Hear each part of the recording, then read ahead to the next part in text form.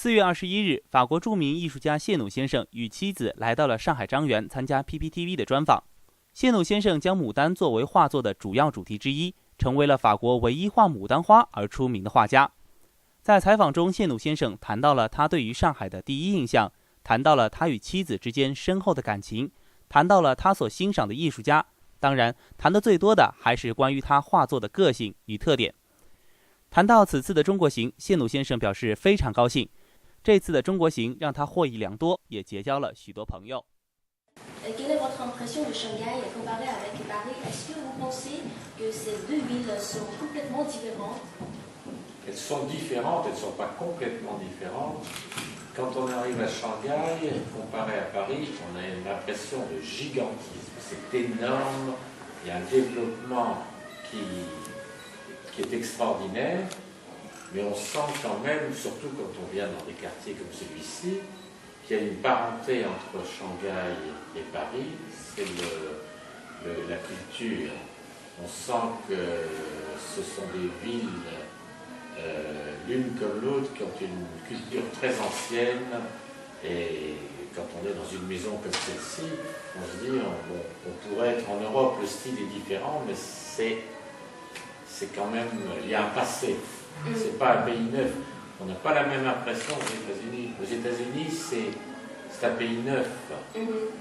La Chine, comme l'Europe, ce sont des pays anciens qui ont beaucoup plus de culture et qui sont à mon sens, qui sont passionnants.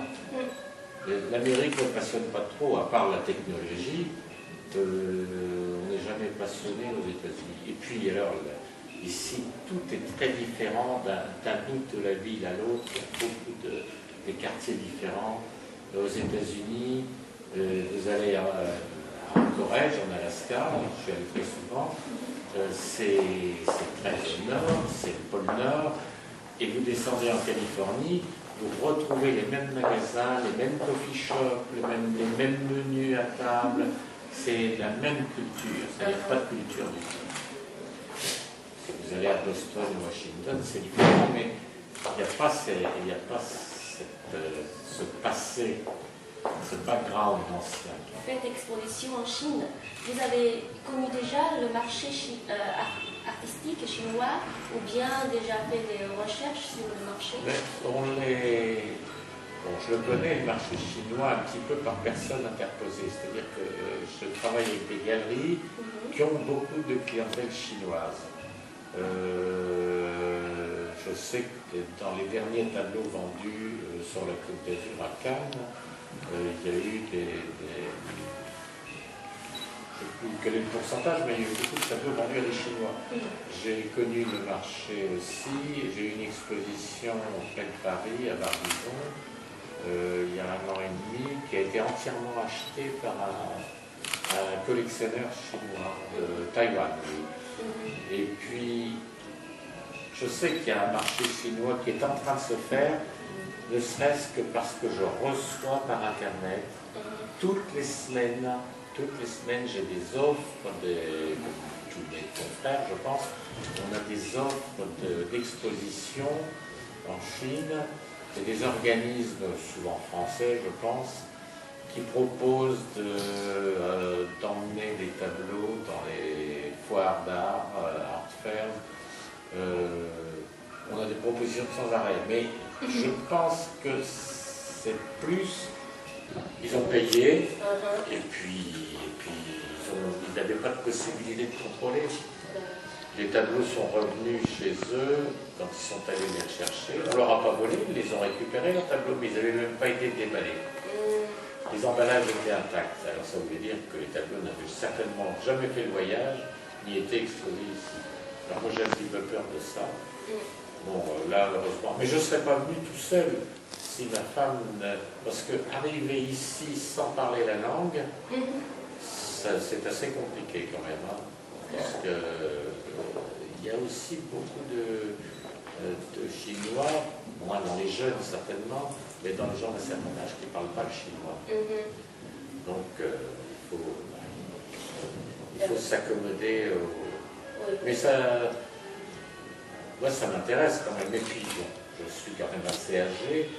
Mon avenir est derrière moi, mais là, j'ai l'impression de rajeunir un petit peu dans ce genre de démarche. Parce qu'on a, c'est quelque chose de nouveau pour moi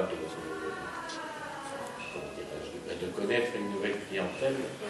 Puis ce qu'on vient de faire là à la Art Fair de Shanghai, c'est amusant parce qu'on voit directement, nous qui travaillons toujours par l'intermédiaire de galeries, là on a vu un petit peu les gens qui sont les acquéreurs des tableaux. On peut voir un petit peu ce qu'ils ressentent, on voit ce qu'ils aiment. Déjà, quand vous avez vu l'exposition, on essaie de repérer quels sont les tableaux qui les attirent le plus. Hier soir, il y a quelqu'un qui est venu là, parce que ma femme a créé une espèce de showroom. J'ai tout de suite vu que ce qui l'intéressait, lui, c'était les tableaux avec une dominante rouge. Alors qu'à la Art Fair, on a vu que le tableau qui avait le plus de succès, c'était un tableau, vous l'aviez vu, un tableau blanc. C'est celui qui a eu le plus de succès. Et on a trouvé une photo auquel vous teniez une pivoine à la main. Oui. Et à ce moment-là, vous aviez 1 an. Oui. Et puis vous peinturez une de fleurs préférées des Chinois, les pivoines, lesquelles symbolisaient la recherche, noblesse, le bonheur, etc. Et quelle est votre impression de pivoine? Les pivoines, c'est un peu un hasard quand même. Parmi toutes les fleurs que j'ai peintes, j'ai toujours une attirance pour la pivoine. Par exemple, je n'ai pas peint beaucoup de roses. Est-ce que je sais moins bien le faire qu'avec les pivoines? Les pivoines, pour moi, c'est une fleur qui vit. Plus qu'une rose est assez statique. Et si on ne fait pas attention, quand on peint des roses, ça devient vite des roses en plastique. Bon, la pivoine a des pétales plus vivants. La rose, c'est un peu figé. Et par exemple, et puis d'autres fleurs longues, de toute façon, j'ai toujours aimé. Alors, la photo dont vous parlez, c'est assez amusant parce que c'est une photo qu'on a tirée d'un film que mon père avait fait. Ça s'appelait à l'époque les pâtés baby. C'était des petites caméras. C'était même pas encore du Super 8. C'était en 1936, j'avais 1 an. C'était un film qui a été reporté sur cassette d'abord, après sur DVD, et j'en ai extrait des photos où j'étais toujours avec une pivoine dans le jardin. Je ne marchais pas encore, mais déjà j'avais une pivoine.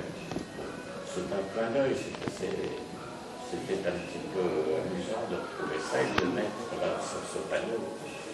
Mais alors la pivoine, elle a ses qualités et ses défauts. Elle a un gros défaut pour moi, c'est qu'elle ne dure pas très longtemps. C'est dommage. D'ailleurs, les fleuristes en France vendent peu de pivoines parce que ça ne dure pas longtemps. Et j'en ai eu quelquefois qu'on m'a rapporté des halles. On me les rapportait en bouton des halles. J'ai commandé un fleuriste, mais il n'aime pas vendre ça. C'est comme les gros iris.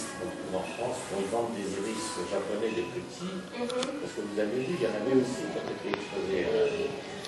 Et les iris, les gros iris de jardin, qui sont magnifiques, ça ne dure pas très longtemps dans les bouquets. Alors, les iris, ça ne faut pas les vendre. Je fais des croquis à la saison des pivoines, des croquis et des photos aussi, parce qu'il y a des choses qu'on n'invente pas quand même. Il faut avoir le sujet devant les yeux.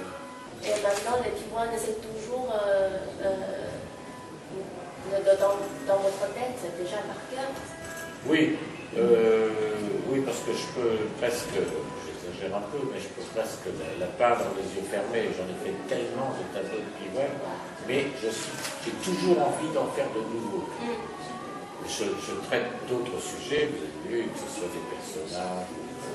J'ai quand même, je reviens toujours à la pivoine d'une façon ou d'une autre. On a chacun ses spécialités, c'est un petit peu une signature pour moi. Et puis avec les pivoines, vous peinturez aussi de la poire, les verres de champagne, de la partition de musique. Est-ce que ce sont des parties de votre vie ou seulement pour la décoration de vos peintures? Oui, complètement. Les verres, on peut dire que je bois peut-être un peu de vin de champagne. Parce que nous habitons près de la Champagne. Ah oui. On prend la voiture, on va chercher les bouteilles de champagne chez les viticulteurs, nous ne sommes pas très loin. Non, le verre, les verres, ils sont souvent vides, mes verres. On peut les remplir, mais le verre, c'est la transparence. J'aime bien peindre des verres parce que j'utilise cette transparence, une transparence dont j'utilise aussi les déformations. Parce que quand on met les queues des fleurs dans un vase transparent, on s'aperçoit qu'il y a certains endroits, la queue par exemple d'une fleur se casse. Moi ça m'amuse, ça donne une réalité au tableau. Et puis là il y en a des exemples aussi, parce que je suis passionné de musique classique. J'ai toujours été fanatique de jazz aussi. La chanson, la variété, j'aime moins. Mais la musique classique, on écoute, ma femme travaille avec moi dans l'atelier, on écoute toute la journée. Toute la journée. Par exemple, quand on voit la pivoine, c'est ça, c'est à la journée. Oui, pas seulement les pivoines, mais la façon de travailler, les compositions, parce que moi je fais des compositions, je cherche à... On pourrait croire que ça ressemble beaucoup à la peinture ancienne. Ce sont peut-être les mêmes sujets, c'est peut-être les mêmes couleurs, la même recherche de technique, mais les compositions ne sont pas du tout faites comme les natures mortes. J'adore la peinture du 16e, 17e siècle, les Hollandais, les natures mortes hollandaises, mais ils avaient une façon de travailler. C'était la nature morte sur ce qu'on appelle un entablement, sur une table, et c'est toujours un petit peu la même chose. Et moi j'essaie d'éviter ça pour ne pas copier cette nature. Alors moi je fais des compositions, en fin de compte, ça c'est pas un très bon exemple. Mais il y a beaucoup de tableaux, vous retrouvez des compositions pyramidales. La composition pyramidale pour moi c'est l'idéal.